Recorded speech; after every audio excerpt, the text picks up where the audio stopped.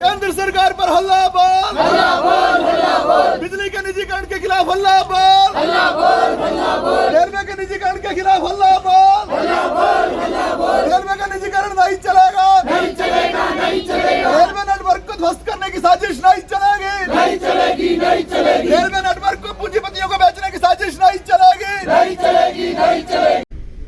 एक प्रश्न ये है, ऐसा ही प्रश्न बिजली बोर्ड के कर्मचारियों के साथ भी, उनकी नौकरियां भी दांव पर हैं। अभी 5 दिन पहले मैं देख रहा था, हमारे कार्यालय के बाहर बिजली की लाइन बदली जा रही थी और जिस वक्त वो रिंकू पोल पे चढ़ा ना, तो जितने हम नीचे खड़े थे हमारी टांगे कांप गई।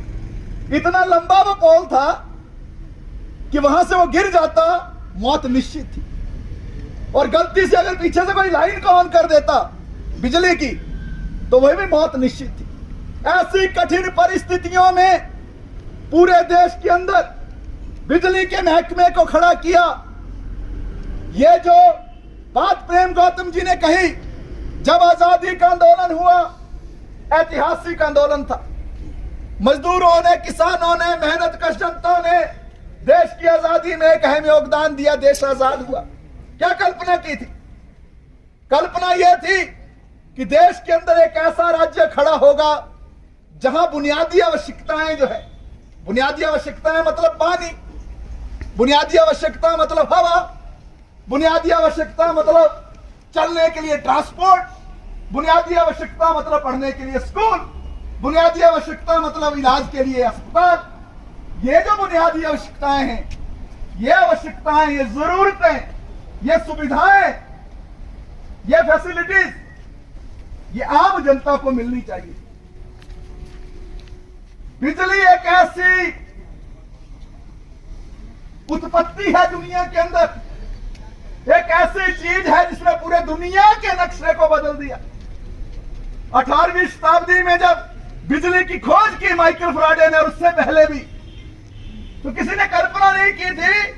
आज रेलवे स्टेशन पर इकट्ठे हुए हैं, किस बात को लेकर? आज पूरे देश के अंदर CI2 के आह्वान पर ये जो केंद्र की मोदी सरकार है, इस सरकार जो रेलवे और बिजली का जो निजीकरण बड़ी तेज़ी के साथ किया जा रहा है, उसके खिलाफ पूरे देश के अंदर बिजली और रेलवे के जो विभाग हैं उनके सामने प्रदर्शन किया जा रहा है। और इस प्रदर्शन के अंदर जो सबसे प्रमुख बात ये है, आप सभी को मालूम है, हमारा देश बड़े लंबे आंदोलन के चलते आज़ाद हुआ था। उस आज़ादी के बाद जो हिंदुस्तान के अंदर जो वेलफेयर स्टेट का कॉन्सेप्ट आया, उस वेलफेयर स्टेट के अंदर सरकार की ये जिम्मेदारी तय की गई कि जो भी बुनियादी जो सुविधाएं हैं वो सरकार को मुहैया कराना पड़ेगा, वो सरकार की जिम्मेदारी होगी।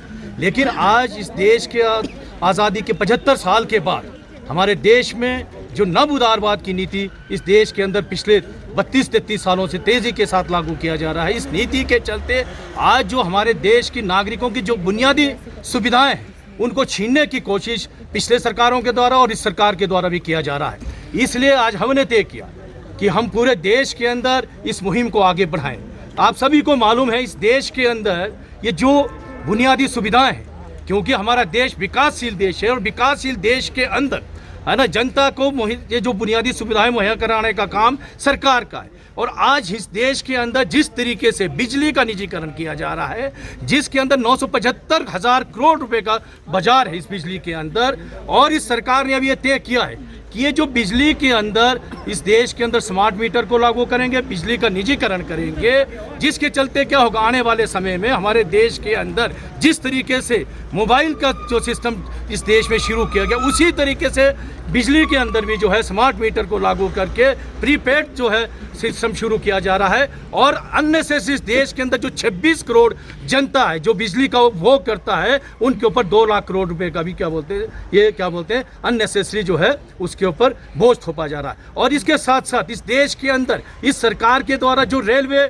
स्टेशन है, 400 रेलवे स्टेशन, उसको जो है निजी हाथों में सौंपने की कोशिश इस देश की सरकार द्वारा किया जा रहा है। इसलिए CI2 ये तय किया है, ये जो निजीकरण की मुहिम है इसको रोकने के लिए हमें अपने आंदोलन क्या बोलते हैं आने वाले समय में तेज करना होगा। और आज हमारी ये मांग है इस आपके माध्यम से हम ये कहना चाहते हैं, इस देश के अंदर तुरंत जो राष्ट्रीय मौद्रीकरण पाइपलाइन के जरिए ये जो निजीकरण का मुहिम शुरू किया गया, इसको तुरंत रोका जाए। ये जो स्मार्ट मीटर का जो क्या बोलते हैं प्रोग्राम शुरू जो ये नीति लेके आए है, इसको रोका जाए। और इस देश के अंदर जो सार्वजनिक क्षेत्र है, जिसने इस देश के विकास में, इस देश की अर्थव्यवस्था में बहुत महत्वपूर्ण योगदान दिया है, इसको जो है बचाया जाए। इस देश के अंदर जो सार्वजनिक सेवाएं हैं, उनका जो है निजीकरण करने से रोका जाए। इसके विरोध में आज पूरे देश के अंदर हम प्रदर्शन कर रहे हैं। और अगर ये नहीं रुकेगा तो हमारे देश के जो CI2 का अखिल भारतीय कमेटी उसने तय किया है, आने वाले 26, 27, 28 नवंबर को हर प्रदेश की जो राजधानी है,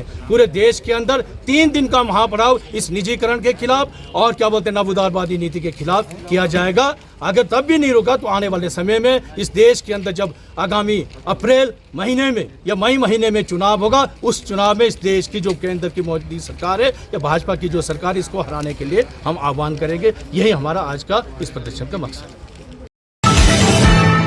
प्रदेश के प्रतिष्ठित भूषण ज्वेलर्स इस फेस्टिवल सीजन में ग्राहकों के लिए लाए हैं गोल्ड फेस्टिवल धमाका। इस योजना के अंतर्गत ग्राहकों को आभूषणों की खरीद के साथ साथ लाखों रुपए के आकर्षक इनाम जीतने का भी मौका है।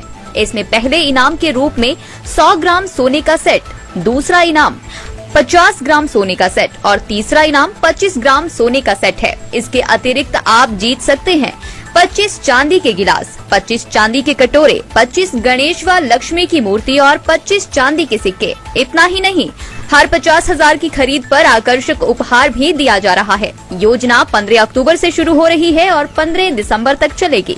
तो इस गोल्ड फेस्टिवल धमाका का लाभ उठाने के लिए पहुंचे भूषण ज्वेलर्स के लोअर बाजार सोलन स्थित शोरूम में। यार ऋतु, आज शॉपिंग करते हैं, पर कहां से करेंगे? मुकेश ट्रेडिंग कॉर्पोरेशन में वैरायटी इतनी कि तुम्हारा दिल झूम उठेगा। लेकिन ये कहां पर है? ये है मेन बाजार कुनिहार में, सब एक ही छत के नीचे। अब इधर उधर क्यों जाना जब अपने शहर में सब कुछ मिल रहा है, वो भी बढ़िया और अपने बजट में। तो चलते हैं शॉपिंग करने मुकेश ट्रेडिंग कॉर्पोरेशन में। तो सुना आपने, आज ही आइए अपने शोरूम में। मुकेश ट्रेडिंग कॉर्पोरेशन में सस्ती खरीदारी करके लाभ उठाएं। एक बार सेवा का मौका दें।